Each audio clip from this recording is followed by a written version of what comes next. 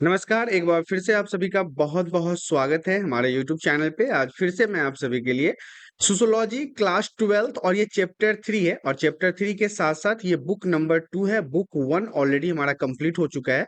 तो आइए शुरुआत करते हैं क्लास 12th सोशियोलॉजी चैप्टर 3 जिसका नाम है भारतीय लोकतंत्र की कहानियाँ। इससे पहले मैं बता दूँ कि इस बुक नंबर 2 में भी हमने चैप्टर 1 और चैप्टर 2 के इम्पोर्टेंट पॉइंट्स जितने भी हैं, जो आपके एग्जाम में नोट्स में आने आ रहे हैं, उन सभी को हमने कंप्लीट करवा दिया है। तो आइए शुरुआत करते हैं चैप्टर 3 के सबसे महत्वपूर्ण पॉइंट से। सबसे पहला पॉइंट हमारा कहता है लोकतंत्र क्या है? लोकतंत्र से आप क्या समझते हैं? हालाँकि लोकतंत्र के बारे में तो आपने कई सारे पिछले क्लासों से ही पढ़ते आ रहे हैं कि लोकतंत्र क्या है, डेमोक्रेसी क्या है, प्रजातंत्र क्या है। तो ये लोकतंत्र के बारे में अभी हम डिटेल से समझने वाले हैं कि आखिर लोकतंत्र होता क्या है? डेमोक्रेसी क्या होता है?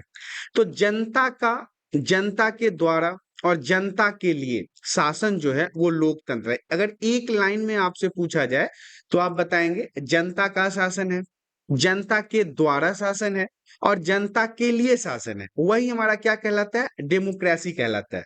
लोकतंत्र एक ऐसी शासन प्रणाली है, एक ऐसा शासन करने का तरीका है, प्रोसेस है, नियम है, जिसमें जनता जो होती है, जो नागरिक होते हैं, उनकी सर्वोच्चता सबसे ऊपर होती है। मतलब सबसे ऊपर जनता ही होता है और वे अपने प्रतिनिधि का चुनाव करके, मतलब जनता के द्वारा अपने जनप्रतिनिधि का चुनाव किया जाता है और वो जनप्रतिनिधि जो होते हैं वो सरकार का गठन करते हैं, सरकार का निर्माण करते हैं। तो यहाँ पे आपको समझने वाली बात यह है कि लोकतंत्र में तो एक लाइन में पूछा जाए तो आप तो यही बताएंगे जनता का शासन है, जनता के द्वारा शासन है, जनता के लिए शासन है।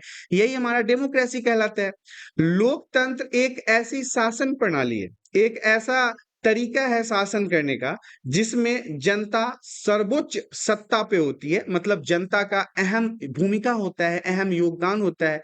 जनता के द्वारा जनप्रतिनिधि को चुना जाता है जिसको हम सांसद और विधायक के नाम से भी जानते हैं।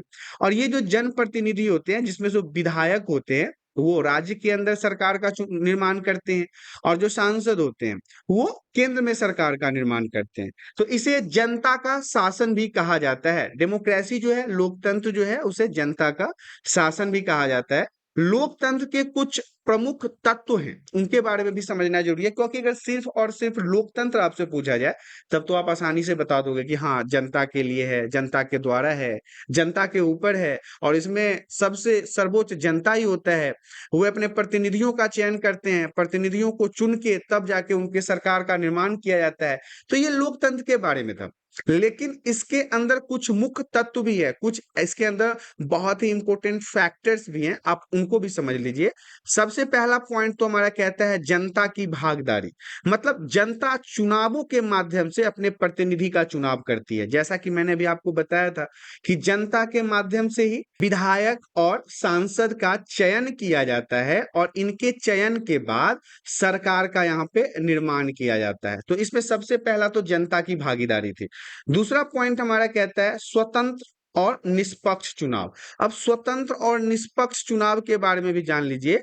चुनाव निष्पक्ष और स्वतंत्र रूप से संपन्न होते हैं। डेमोक्रेसी की अगर बात किया जाए, लोकतंत्र की बात की जाए, तो आपको इसमें पता है ना कि जब भी जनता किसी भी सरकार या जनप्रतिनिधि को चुनने के लिए मतदान करता है तो वो स्वतंत्र रूप से होता है। आपके ऊपर किसी भी प्रकार का कोई दबाव नहीं डाला जाता है कि नहीं आपको इसी पार्टी को, इसी प्रतिनिधि को वोट करना है। निष्पक्ष होता है और स्वतंत्र होता है। वहीं पे नेक्स्ट पॉइंट हमारा कहता है कानून का शासन। तो सभी नागरिक और अधिकारी जो हैं वो कानून के अधीन है। देख लीजिए, भारत का जनता तो सर्वोच्च है, मतलब कि सर्वोपरि है। लेकिन कानून की अगर बात की जाए, नियम की बात की जाए, तो हमारे भारत का जो संविधान है उससे बड़ा कुछ भी नहीं है।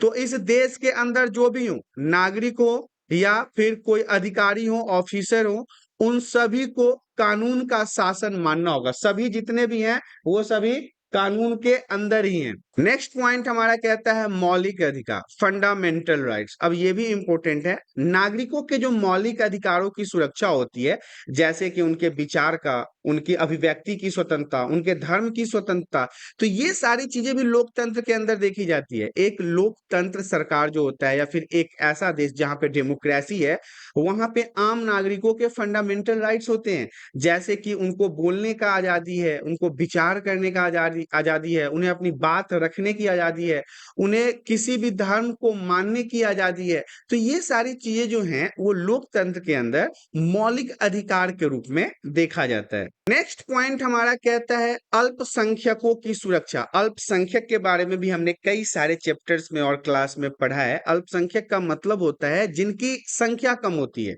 जिनकी संख्या उस स्थान पे कम पाई जाती है, उसे हम अल्पसंख्यक कहते हैं। तो अल्पसंख्यकों के अधिकारों और हितों की रक्षा होती है। अल्पसंख्यकों के अधिकार कहने का मतलब है जिनकी संख्या जिस क्षेत्र में कम होती है, उनको दबाया नहीं जा सकता, उनको कुचला नहीं जा सकता, उनके अधिकारों का हनन नहीं किया जा सकता। ये सारी चीजें जो भी है, ये सब भी डेमोक्रेसी के अंतर्गत ही आता है। इसके अलावा जो है वो न्यायपालिका की स्वतंत्रता है। हमारे भारत देश के अंदर सरकार के 3 प्रमुख अंग होते हैं, विधायिका, कार्यपालिका और न्यायपालिका। तो न्यायपालिका का भी जो है वो अहम योगदान है। न्यायपालिका जो है वो स्वतंत्र होती है, निष्पक्ष होती है, इसके ऊपर कोई दबाव नहीं होता, किसी भी सरकार का दबाव नहीं होता, किसी माफिया वर्ग का दबाव नहीं होता, किसी संस्कृति, जाति, धर्म के लोगों का दबाव नहीं होता है। न्यायपालिका जो है वो स्वतंत्र होता है और कानून का निष्पक्ष पालन सुनिश्चित करता है। मतलब उन देश के अंदर, उन राज्य के अंदर, उस समाज के अंदर संविधान के अनुसार बनाए गए कानून का सही तरीके से पालन हो रहा है कि नहीं हो रहा है, ये न्यायपालिका जांच करती रहती है। साथ ही साथ यहाँ पे है उत्तरदायित्व और पारदर्शिता। उत्तरदायित्व कहने का मतलब है कि अपने काम को जिम्मेदारी पूर्वक निभाना, और पारदर्शिता कहने का मतलब है सब कुछ साफ साफ बताना।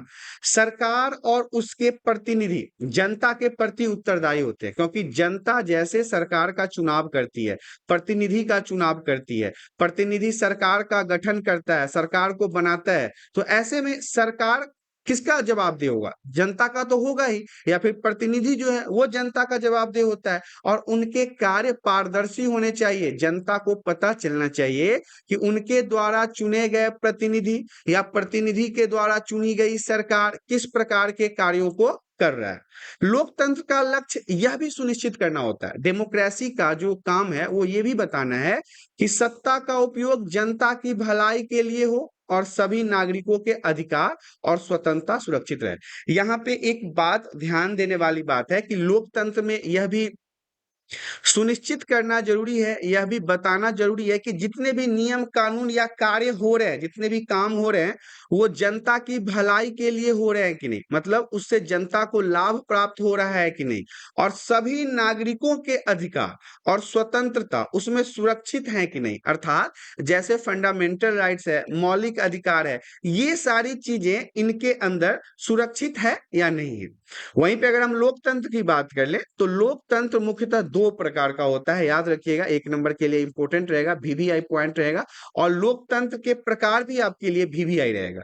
तो लोकतंत्र मुख्यतः 2 प्रकार के होते हैं, प्रत्यक्ष लोकतंत्र और अप्रत्यक्ष लोकतंत्र। यहाँ पे मैंने लोकतंत्र के बारे में बताया है, प्रत्यक्ष है और परोक्ष है, इसी परोक्ष को हम अप्रत्यक्ष भी कहते हैं। तो सबसे पहले तो हम नंबर 1 लोकतंत्र के प्रकार में देखेंगे कि प्रत्यक्ष लोकतंत्र किसे कहते हैं। इसमें सभी नागरिक बिना किसी चयनित या मनोनीत पदाधिकारी की मध्यस्थता के सार्वजनिक निर्णयों में स्वयं भाग लेते हैं। मतलब यहाँ पे जितने भी नागरिक होते हैं, जितना भी जनता होता है, जितने भी लोग होते हैं, उदाहरण के लिए मैं आपको बता देता हूँ, उदाहरण से आपको जल्दी समझ में आएगा। एक सामुदायिक संगठन या आदिवासी परिषद, किसी श्रमिक संघ की अस्थायी इकाई, प्रत्येक लोकतंत्र छोटे समूह में व्यावसायिक है, जहां पूरी जनता निर्णय में सम्मिलित होती है तथा बीच में कोई प्रतिनिधि न हो, जैसे कि आदिवासी परिषद, श्रमिक संघ। अब इसको समझ लीजिए क्या कहता है।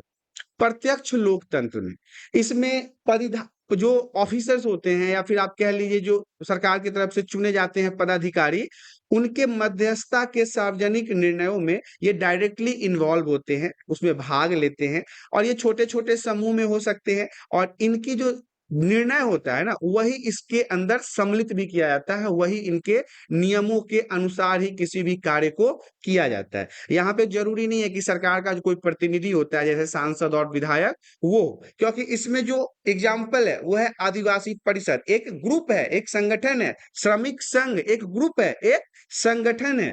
नेक्स्ट पॉइंट हमारा कहता है अप्रत्यक्ष और परोक्ष अर्थात प्रतिनिधिक लोकतंत्र। अब हम बात करेंगे अप्रत्यक्ष और परोक्ष के बारे में। जैसा कि मैंने आपको बताया कि लोकतंत्र के दो प्रकार होते हैं, पहला होता है प्रत्यक्ष लोकतंत्र और दूसरा है अप्रत्यक्ष और परोक्ष लोकतंत्र। अब एक बार प्रत्यक्ष को तो हमने समझ लिया, अब हम अप्रत्यक्ष को जान लेते हैं, ये क्या होता है। प्रतिनिधि लोकतंत्र विशाल एवं जटिल समुदाय में अपनाया जाता है। ये क्या होता है अप्रत्यक्ष लोकतंत्र ना, इसके द्वारा जनता के माध्यम से प्रतिनिधि को चुना जाता है। प्रतिनिधि जैसा कि मैंने आपको बताया है कि यहाँ पे विधायक होते हैं, सांसद होते हैं, इन्हीं को तो हम जनप्रतिनिधि कहते हैं क्योंकि जनता के द्वारा चुना जाता है इनको। सार्वजनिक हित की दृष्टि से राजनीतिक निर्णय लेना, सार्वजनिक हित कहने का मतलब है सभी के हित को देखते हुए वहां पे लोगों के सभी के मतलब जो जनता होता है, डेमोक्रेसी में तो यही होता है ना, मैंने आपको डेमोक्रेसी के बारे में बताया था। जनता के लिए शासन होता है, जनता के द्वारा शासन होता है, जनता के द्वारा अपनाया गया शासन होता है।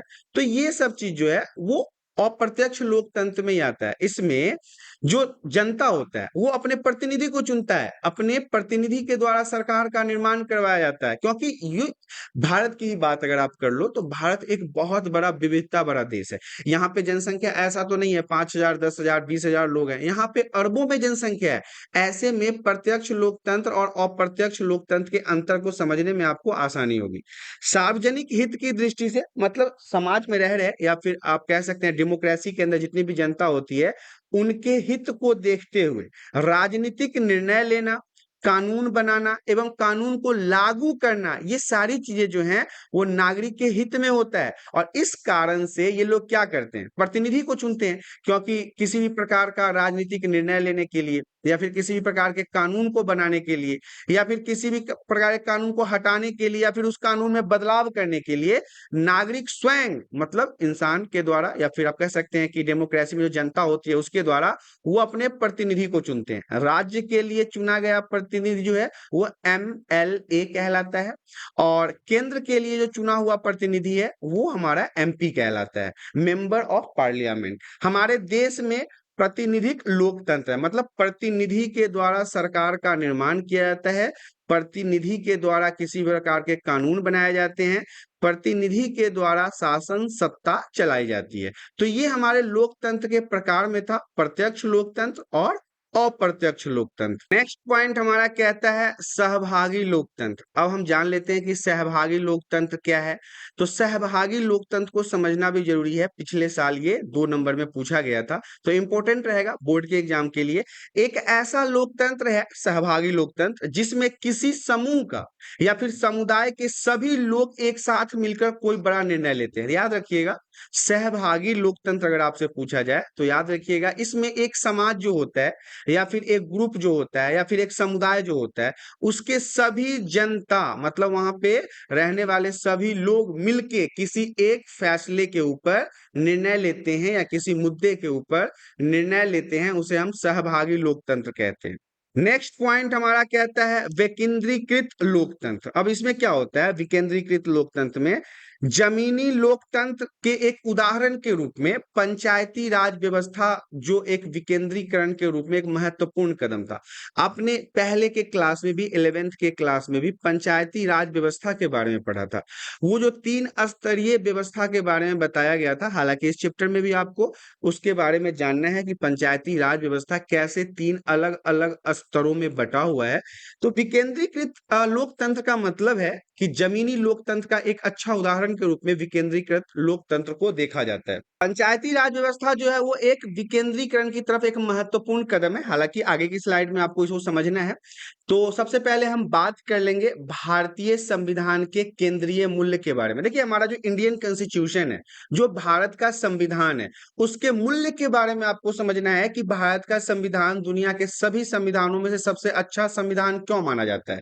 तो सबसे पहले तो जान लीजिए कि भारतीय संविधान जो है वो इसलिए अच्छा माना जाता है कि ये संपूर्ण प्रभुत्व, संपन्न, समाजवादी, पंथ निरपेक्ष, लोकतंत्रात्मक गणराज्य, न्याय, स्वतंत्रता, समता, बंधुता आदि पर इसका रूप से यह इन्हीं चीजों के ऊपर केंद्रीय है। केंद्रीय कहने का मतलब है कि संपन्न कहने का क्या मतलब है। सबसे पहले देखिए, हम अपने इंडियन कॉन्स्टिट्यूशन के उन पॉइंट्सों को जान लेते हैं जिनके कारण ये बहुत ही मूल्यवान हो जाता है। तो देखिए, अगर आपसे पूछा जाए संविधान के केंद्रीय मूल्य के बारे में, तो ये संपूर्ण प्रभुत्व, संपन्न, समाजवादी, पंथ निरपेक्ष, लोकतंत्रात्मक गणराज्य और न्याय, स्वतंत्रता, समता, बंधुता आदि के ऊपर निर्भर करता है। लोकतांत्रिक मूल्य जो है वो केवल पश्चिमी देशों का देन नहीं है। हालांकि मैंने कई सारे चैप्टरों में आपको बताया है कि हमारा देश भारत आजाद तो हो गया 1947 में ही,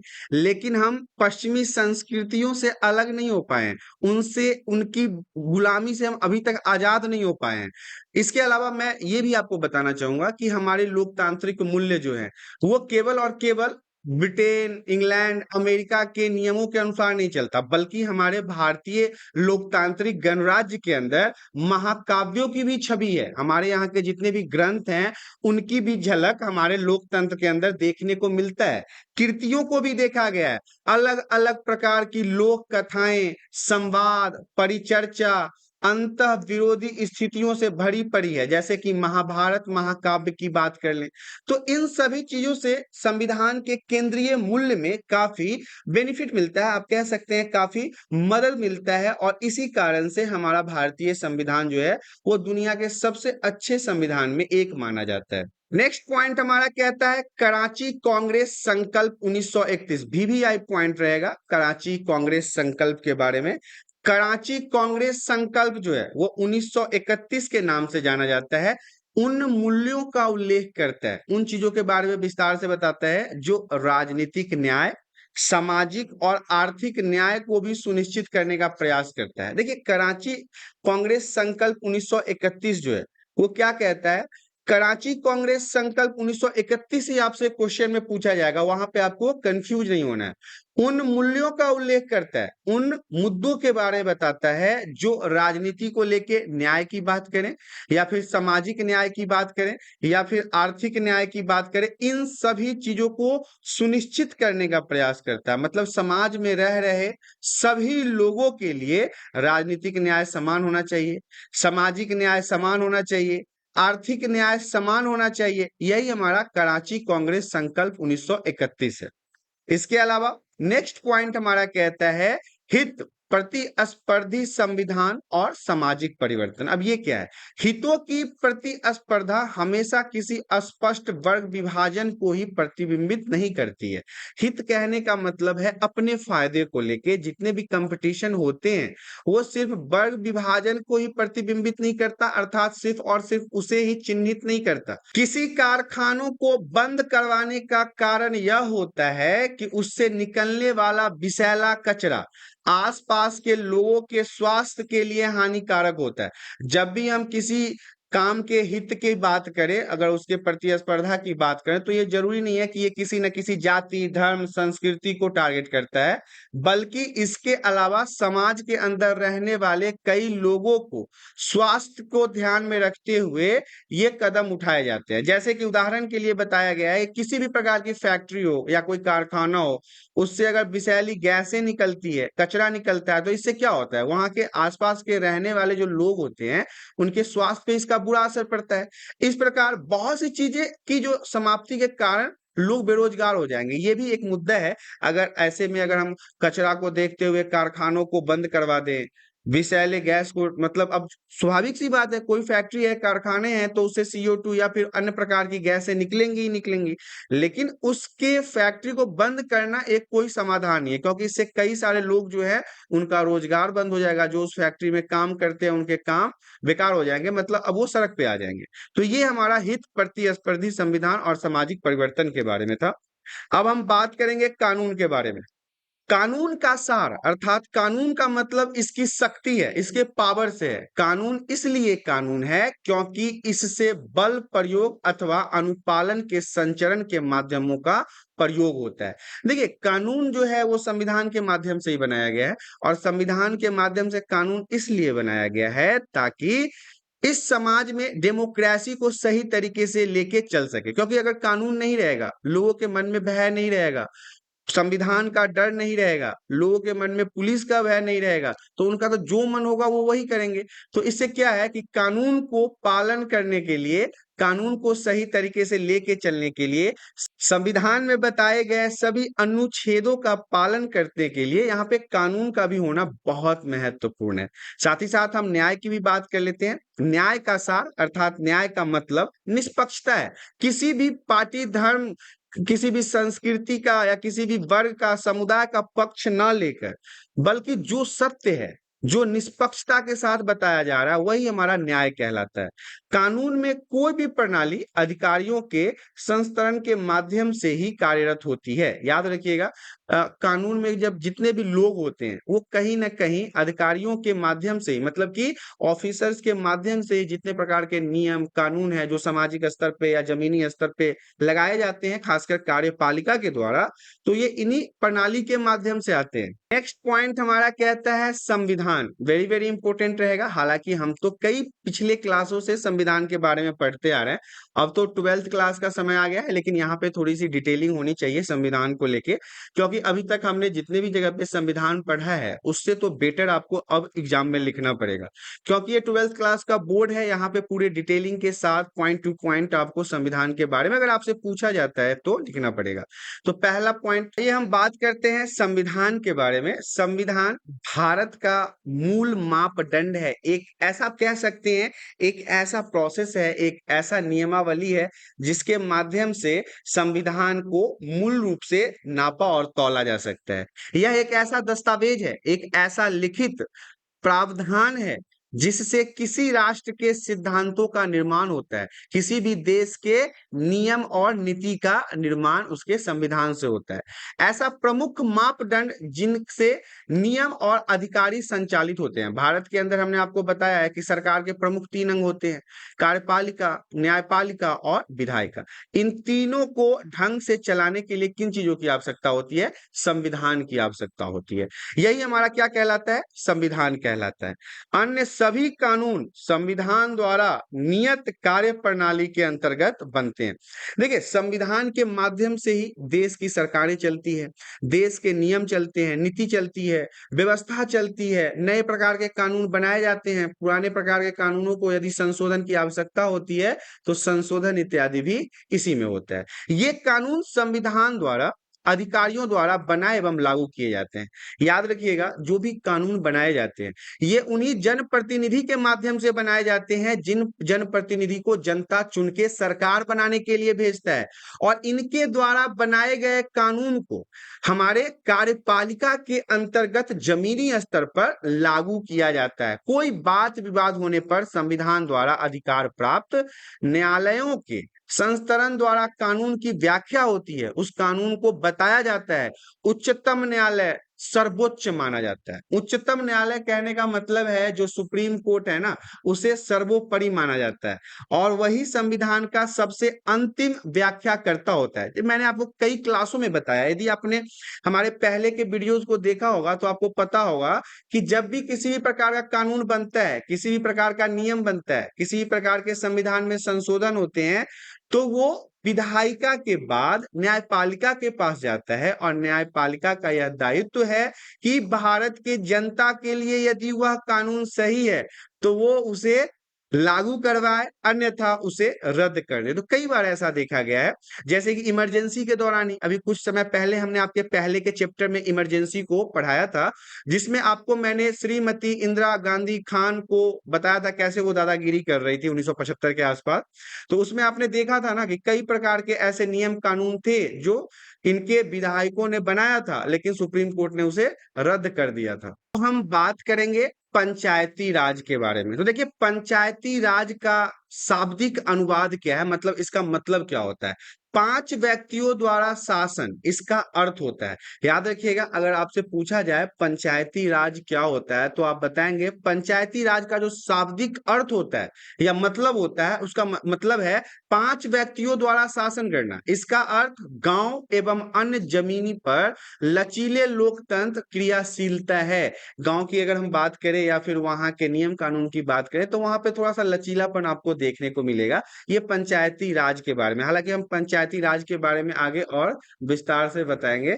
अब हम आपको डॉक्टर भीमराव अंबेडकर के तर्क के बारे में बता देते हैं कि डॉक्टर भीमराव अंबेडकर का तर्क क्या है। तो डॉक्टर भीमराव अंबेडकर जो थे वो हमारे भारत के संविधान के रचयिता भी हैं। फादर कहा जाता है उनको इंडियन कॉन्स्टिट्यूशन का। डॉक्टर भीमराव अंबेडकर ने तर्क दिया था, सुझाव दिया था कि स्थानीय कुलीन और उच्च जातीय लोग सुरक्षित परिधि से इस प्रकार घिरे हुए हैं कि स्थानीय स्वशासन का मतलब होगा भारतीय समाज में पददलित लोगों का निरंतर शोषण। डॉक्टर भीमराव अंबेडकर ने क्या बताया कि स्थानीय शासन का मतलब यही होगा, क्योंकि स्थानीय शासन पे जो पैसे वाले लोग हैं, उच्च जाति के लोग हैं, जो जमींदार हैं, वो हमेशा शोषण करते रहेंगे। किसका? निचली जाति का, पद दलित लोगों का, जनजाति समुदाय का। तो निसंदेह उच्च जाति जनसंख्या के इस भाग को चुप कर देगी। मतलब अगेन फिर से वही चीजें होंगी कि वहां के जो गरीब लोग हैं, नीचे तबके के लोग हैं, छोटी जाति के लोग हैं, उनका शोषण वहां के उच्च कुलीन वर्ग या फिर पैसे वाले लोग या फिर जमींदार लोगों के माध्यम से लगातार किया जाएगा। नेक्स्ट पॉइंट इसमें हमारा कहता है, महात्मा गांधी के तर्क को भी देख लेते हैं। डॉक्टर भीमराव के तर्क को तो आपने देख लिया, महात्मा गांधी के तर्क को देख लीजिए। स्थानीय सरकार की अवधारणा गांधी जी को भी लोकप्रिय थी। मतलब स्थानीय सरकार को लेके गांधी जी ने भी कुछ बातें कही। वे प्रत्येक ग्राम को स्वयं में आत्मनिर्भर और पर्याप्त इकाई मानते थे। महात्मा गांधी जी का मानना था कि जो गांव होता है, जो ग्राम होता है, उसको खुद सेल्फ इंडिपेंडेंट बनाना चाहिए, आत्मनिर्भर बनाना चाहिए, स्वयं अपने को निर्देशित कर सके, ऐसा उनको बनाना चाहिए। ग्राम स्वराज को वो आदर्श मानते थे और चाहते थे कि स्वतंत्रता के बाद गांव में यह शासन चलता रहे, लोग इन शासन के अधीन होके अपने आसपास के पंचायतों में सही तरीके से काम करते रहे। तो डॉक्टर भीमराव अंबेडकर के तर्क को भी देख लिया और महात्मा गांधी के भी तर्क को देख लिया। नेक्स्ट पॉइंट हमारा कहता है 73वां और 74वां संविधान संशोधन। वेरी वेरी इंपॉर्टेंट रहेगा, क्लास 11th और थोड़ी सी झलक इसकी आपको क्लास 10th में भी पढ़ना है। तो हम बात कर लेते हैं 73वां और 74वां संविधान संशोधन क्या था। 1992 में हुआ था, ये भी बात आपको याद रखना है। ग्रामीण एवं नगरीय दोनों ही क्षेत्रों में अस्थायी निकायों में सभी चयनित पदों में महिलाओं को 1/3 आरक्षण दिया गया। याद रखिएगा, 73वां और 74वां संविधान संशोधन जो था, उसमें ग्रामीण हो मतलब गांव वाला एरिया हो या नगरीय मतलब शहर वाला एरिया हो, दोनों में, इन दोनों क्षेत्रों पे जो महिलाएं थी ना, उनको 1/3 आरक्षण दिया गया। मतलब सरकार की तरफ से इनको आगे बढ़ने को, अग्रसर होने को मौका दिया गया। इसमें से 17% सीटें जो है वो अनुसूचित जाति एवं अनुसूचित जनजाति की महिलाओं के लिए आरक्षित किया गया। ये जो इनको पॉइंट्स मिले हैं परसेंटेज में, इसमें भी 17% जो सीटें थी वो निचली जाति के लोगों के लिए, पद दलित या जनजाति, अनुसूचित समुदाय या अनुसूचित जनजाति को दिया गया।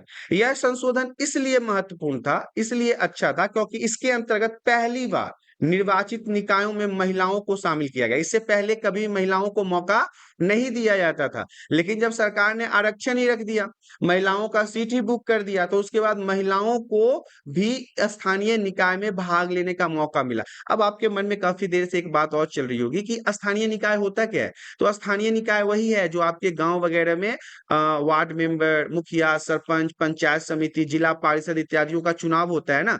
यही सभी चीजें जो हैं वो उस समय वहां के स्थानीय निकाय कहलाते हैं।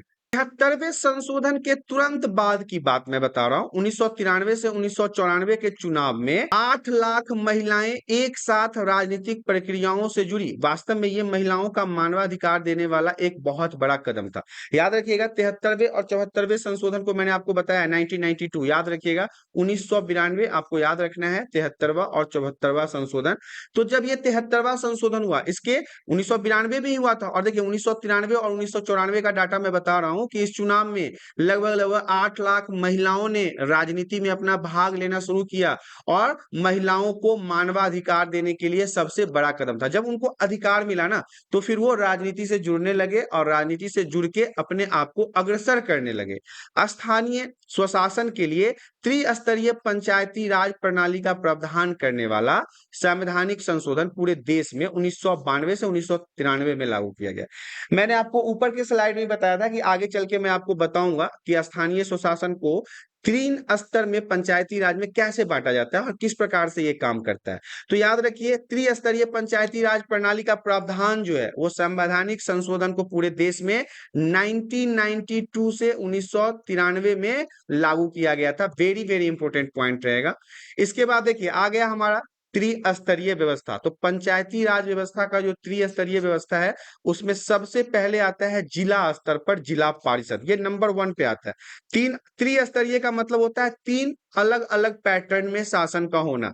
दूसरे नंबर पे आता है खंड स्तर पर, जिसमें पंचायत समिति आता है।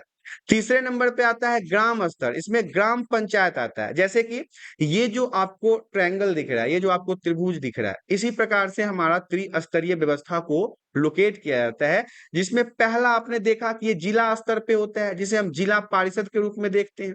दूसरा जो है मध्यम, वो पंचायत समिति के अंतर्गत आता है, जिसमें पंचायत को जोड़ा जाता है। और नेक्स्ट है सबसे नीचे ग्राम पंचायत, इसमें गांव को शामिल किया जाता है। याद रखिएगा, ग्राम पंचायत का मतलब होता है गांव।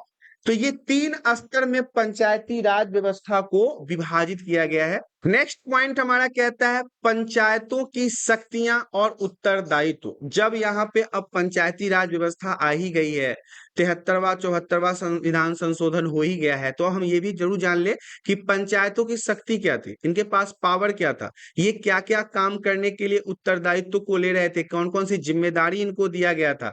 तो देखिए पहला पॉइंट तो इसमें हमारा कहता है कि आर्थिक विकास के लिए योजनाएं एवं कार्यक्रम बनाना। जैसे पूरे देश के विकास करने के लिए प्रधानमंत्री नए नए योजनाएं लाते रहते हैं ना, वैसे अपने ग्राम पंचायत के लिए, अपने पंचायत के लिए वहां के पंचायत समिति, जिला पार्षद, मुखिया, ये सब मिलके नए नए योजनाएं बनाते रहते हैं, जिससे वहां के लोगों का विकास हो सके। दूसरा पॉइंट हमारा कहता है सामाजिक न्याय को प्रोत्साहित करना। समाज में किसी भी प्रकार की अगर परेशानी होती है तो उसे निष्पक्ष होकर उसके ऊपर न्याय करने की जिम्मेदारी भी पंचायतों के अंदर ही आता है।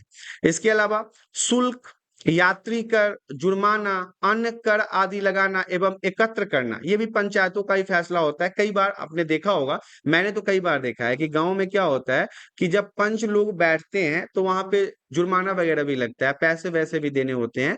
तो वो एकत्र करना, जुर्माना लगाना, शुल्क लगाना, शुल्क बढ़ाना, ये सारी चीजें जो है वो पंचायतों की शक्ति के अंतर्गत ही आता है। नेक्स्ट पॉइंट हमारा कहता है सरकारी उत्तरदायित्वों के हस्तांतरण में सहयोग करना। सरकार के कार्यों में स्थानीय पंचायतों का भी अहम भूमिका माना जाता है। उनको भी अपने सरकार के उठाए गए कदमों को सपोर्ट करना चाहिए, जिससे सरकार के उठाए गए कदम सही तरीके से समाज में लागू हो सके। नेक्स्ट पॉइंट हमारा कहता है जन्म और मृत्यु के आंकड़े को रखना। उनके पंचायत में, उनके सीमा क्षेत्र में कितने लोग जन्म लेते हैं और कितने लोगों की मृत्यु होती है, इन सभी को आंकड़ों के रूप में जमा करके रखना और सरकार तक इसकी जानकारी पहुंचाने का कार्य भी पंचायतों की शक्तियों के रूप में ही देखा जाता है। साथ ही साथ शमशान एवं कब्रिस्तानों का रख रखाव। जहां पे हिंदू धर्म के लोगों के मरने के बाद जहां पे उनको जलाया जाता है, उसे हम शमशान कहते हैं। जहां पे इस्लाम धर्म के लोगों के मानने वाले लोगों को जमीन के नीचे गाड़ा जाता है, उसे हम कब्रिस्तान कहते हैं। तो इन दोनों चीज का रख रखाव का जिम्मेदारी भी जो है वो पंचायतों के अंदर ही आता है। नेक्स्ट पॉइंट हमारा कहता है पशुओं के तालाब पर नियंत्रण। अब देखिए गांव में तो आपने देखा होगा ग्राम वगैरह में कि पशुओं को नहाने के लिए धोने के लिए लोग उन्हें नदियों पे लेके जाते हैं। तो इन सभी का साफ सफाई, तालाबों का देखभाल, तालाबों का सही तरीके से रख रखाव, ये सब भी पंचायत के शक्तियों के अंदर है। परिवार नियोजन का प्रचार करना, ज्यादा से ज्यादा बच्चे पैदा नहीं करना, अपने फैमिली को छोटा रखना, ये नहीं कि हम दो हमारे 200, ऐसा वाला सिस्टम नहीं करना है। इन सभी चीजों के ऊपर भी सही तरीके से ध्यान रखने की जिम्मेदारी जो है वो पंचायतों की होती है। साथ ही साथ इसमें आपको कई प्रकार के ग्रामीण विकास कार्यक्रम, एकीकृत बाल विकास योजना आदि का संचालन करना भी पंचायतों की शक्ति के अंतर्गत ही आता है। नेक्स्ट पॉइंट हमारा कहता है पंचायत की आय के मुख्य स्रोत। अब अगर इतनी बातें पंचायत के ऊपर है कि इतने सारे, जैसे कि मैंने यहाँ पे इतनी सारी जिम्मेदारियां आपको बता दी कि ये पंचायतों के अंदर आता है, लेकिन पंचायत को इन सारी जिम्मेदारियों को निभाने के लिए तो रोकड़ा चाहिए ना, माल चाहिए ना, पैसा चाहिए ना। तो उनके आय का प्रमुख स्रोत क्या है, उन्हें पैसे मिलते कहाँ से हैं? तो देखिए, संपत्ति, व्यवसाय, संपत्ति, व्यवसाय, पशु, वाहन आदि पर लगाए गए कर, मतलब जो टैक्स लगाए जाते हैं, देने की जिम्मेदारी मिलती है, ये सब पंचायत के आय का प्रमुख स्रोत होता है। चुंगी, चुंगी भी एक प्रकार का टैक्स है। भू स्वराज, जमीन का जो रसीद वगैरह कटता है उससे आए हुए पैसे पंचायत के आय का मुख्य स्रोत माना जाता है। जिला पंचायत द्वारा प्राप्त अनुदान पंचायत के संसाधनों में वृद्धि करते हैं। इनको कई प्रकार से अनुदान भी प्राप्त होते हैं सरकार की तरफ से भी। पंचायतों के लिए यह अनिवार्य है कि वो अपने कार्य बाहर बोर्ड लगाएं जिसमें प्राप्त वित्तीय सहायता के उपयोग से संबंधित आंकड़े लिखे।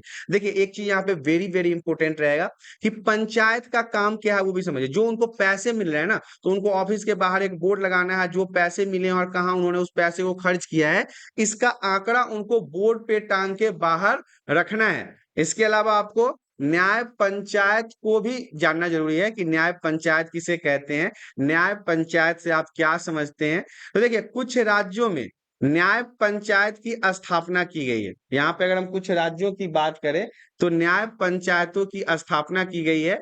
कुछ छोटे मोटे दीवानी और आपराधिक मामलों की सुनवाई का अधिकार इन्हीं के पास होता है। ये क्या करते हैं, न्याय पंचायत के अंदर ये मतलब छोटे मोटे जो दीवानी होते हैं, जो आपराधिक मामले होते हैं, उनको ये यहीं पे सुनवाई करते हैं। ये जुर्माना लगा तो सकते हैं लेकिन कोई सजा नहीं दे सकते हैं। जुर्माना लगाने का मतलब है कि ये जुर्माना लगा सकते हैं 200, 500, 1000 जो भी लगे, लेकिन ये किसी को जेल में नहीं डाल सकते हैं। इनके पास वो अधिकार नहीं होता है। ये ग्रामीण न्यायालय प्रायः कुछ पक्षों में आपसी विवादों में समझौता कराने में सफल होते हैं। मतलब जब गांव के आसपास में ही लड़ाई वगैरह हो जाए तो उसके बीच में समझौता कराना, लड़ाई को खत्म करवाने में ये अपना अहम योगदान देते हैं। विशेष रूप से ये तब अच्छा माना जाता है, प्रभावशाली होते हैं, जब किसी पुरुष द्वारा दहेज के लिए स्त्री को प्रताड़ित किया जाए, तो वैसे समय में ये न्याय पंचायत जो होता है काफी महत्वपूर्ण माना जाता है। उनके विरुद्ध हिंसात्मक कार्यवाही की जाए, इसके लिए पूर्ण रूप से जोर लगाते हैं। नेक्स्ट पॉइंट हमारा कहता है जनजातीय क्षेत्रों में पंचायती राज। देखिए, गारो, खासी, ये सब जो आदिवासी हैं, इनके सैकड़ों साल पुरानी राजनीतिक संस्कृति रही है। मतलब इनके खुद के नियम कानून बहुत पुराने रहे हैं।